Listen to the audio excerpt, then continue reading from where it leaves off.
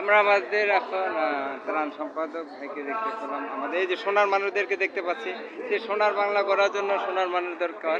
তো আসলে এই সোনার মানুষদেরকে মানে নিয়ে দেশ এগিয়ে যাচ্ছে। তো এই সেই সোনার মানুষ রা হচ্ছে আমরা একটু আগে আমিনুল ইসলাম ভাইকে দেখতে পেলাম।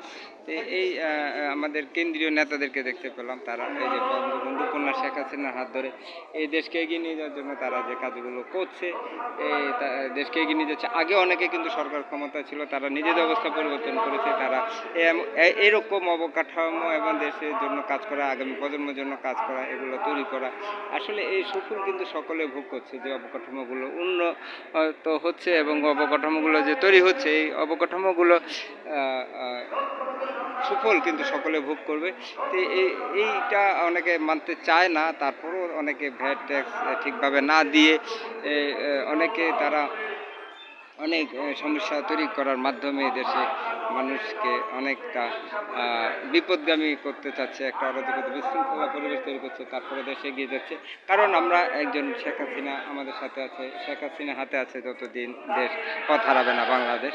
আজকে সেই স্বদেশ প্রত্যাবর্তন দিবস 17ই মে, আমরা ওনার জন্য দোয়া করবো এবং দেশপ্রেমী যে আমাদের প্রশাসন, সরকার সকলকে সহযোগিতা করবে, দেশে এগিয়ে যাবে। সবাইকে ধন্যবাদ।